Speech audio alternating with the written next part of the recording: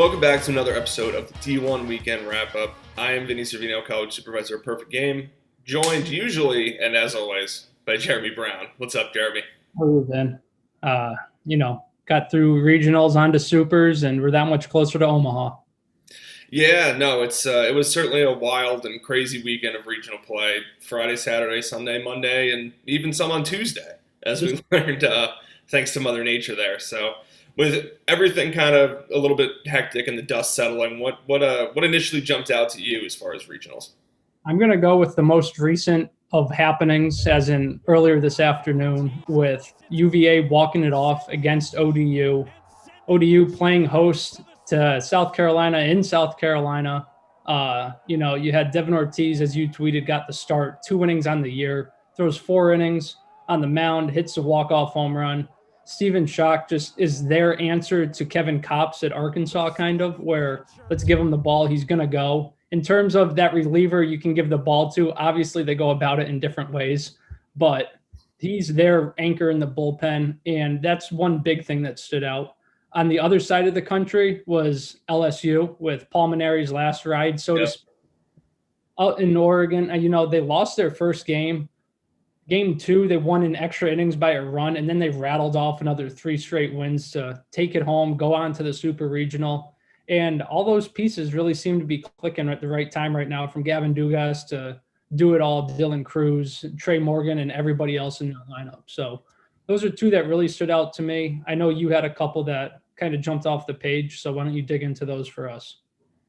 Yeah, obviously, I think when you look at in terms of the most impressive showing, I think we got to talk about Notre Dame. Outscoring their opponents 50-5, sweeping the regional, really left no doubt, in my mind at least, that they were worthy of a top 8 national seed. And it kind of sucks for them now because they're going to have to go to Starkville in the Supers. But, they handled their competition about as well as anybody else in the country did. Looking elsewhere, I got to talk about the hometown USF Bulls.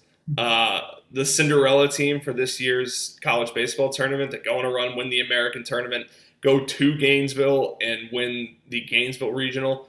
Florida was really, really disappointing. I think, they lose a tough game to USF and they come out completely flat the next day, lose 19-1 to a good South Alabama team. But the Gators just all year have been plagued by kind of inconsistent performances, and it kind of showed up on the biggest stage for them in the worst kind of way. When you look elsewhere in the country too, Arizona really took care of business well. I think at the Tucson Regional, they're one of the biggest offenses in the country, but they also had one of the best pitching performances of the weekend. And Garrett Irvin just completely silencing a UCSB team that run-ruled Oklahoma State twice, so they could swing it. And that's mostly most of the teams that kind of we expected to handle business and take care of business, and they did. Vandy and ECU also both made it through their regionals relatively unscathed, and there was just kind of a feeling of inevitability with some of these top-tier teams. That kind of the talent is just a big separator, especially at the regional level. Yeah, that inevitability, just real quick. We were watching the Arkansas game, texting about it last night. Speaking of inevitability, yeah. You just knew, like, you saw the fans, you saw the Woo Pig Suey chants coming up. You knew they were going to get into it. Sure enough, you have Bob Moore coming up big, as we know he could do, and Charlie Welsh with the hammer, or the nail in the coffin, so to speak, and they're going to just keep on rolling. So just had to get that out there. And for me, that's just, I think looking back on the regionals, and this is something that I noted obviously in our preview and stuff, but I think Nebraska and Wright State were 2 teams that just kind of got the rawest end of the stick there. Wright State winning 95% of the game before Drew Gilbert hits a grand slam walk-off home run in Game 1 in Tennessee. And then Nebraska, who was one of the best teams in the country, in my opinion, led the Big 12, won the Big 12, or I'm sorry, the Big 10, excuse me. And you got to see kind of really the pieces that they have there. Kate Povich pitched last night. He was awesome. Spencer Schwellenbach might be a first rounder. And they just got paired in a really, really tough regional for them. Well, Jeremy, as they say, history is written by the victors. Let's look at some super regional matchups. Looking at the board, kind of what jumps out to you immediately? So we just talked about Arkansas. They're going to face off against NC State, and having seen NC State, I feel a personal connection with them. Watching them this spring, they just keep getting better. They're clicking at the right time. They're one of the hottest teams within a super regional. Evan Justice at the back end of the bullpen has been magnificent. The offense is firing on all cylinders. And I mean, I could keep going on and on about who's done what, but to keep it brief, that's one that right away stands out for me.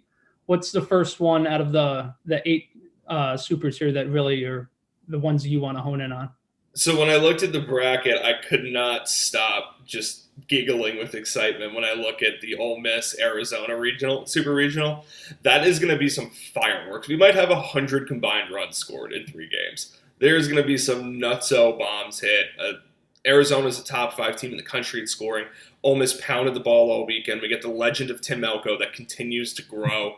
The man with 1 ACL and more regional home runs than he has ACLs, which is hilarious. I think that's going to be really, really fun to watch. It sets a prime opportunity for a guy like a Garrett Irvin, who we talked about before, or a Doug Nikhazy, or a Chase Silseth to really, if they can really come in and hammer down an offense in one game, that could be a huge advantage for either one of those teams. Well, go ahead. Oh, sorry.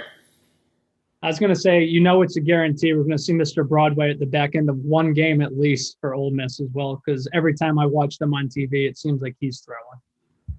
Yeah, no, he's been definitely one of their key relievers this year. And looking elsewhere on the board, I can't help but root for the USF Bulls, man. Like I said, the Cinderella team, they're playing Texas, who coasted through their regional. Texas is obviously one of the best teams in the country. They're number 2 in the rankings. USF, like we said, is one of the hotter teams in the country. Don't sleep on the Jack Jasiak versus Ty Madden matchup in Game 1. Like I've said on this program before, Jasiak can compete with anybody in the country. So there's a very good chance that could be a pitcher's duel. Absolutely. I know you and your Bulls, you got a deep bond there. So you touched upon it briefly, just kind of with Notre Dame not being a national seed, having to go to Starkville. That's not going to be an easy task by any means. That's probably going to keep with the firework theme of explosive offenses going head-to-head. Can Will Bednar kind of slow down NIKO KOVADAS? How are those 2 teams going to match up with such heavy bats? Then another personal matchup of Brendan Beck, one of your favorites, facing off against Texas Tech in that elite offense, just kind of seeing how he's going to be able to quell that offense, set the tone for the weekend. If Stanford can get Game 1, can they continue it, or is it going to be an uphill battle trying to contain that Texas Tech offense? Yeah, no, there's definitely kind of a matchup of high offense versus pitching and defense there when you look at Texas Tech and Stanford. Another super I'm going to be watching really closely is Vanderbilt ECU. Obviously, we've talked about Vanderbilt on and on, but I think this is the best team that Cliff Godwin's had since he's been at ECU. I think they're an SEC caliber team, and I think this could be the one that finally gets the Pirates to Omaha. Obviously, you're going to have to go through the defending national champions along with 2 presumptive top 5 draft picks, so there's definitely going to be a little battle there.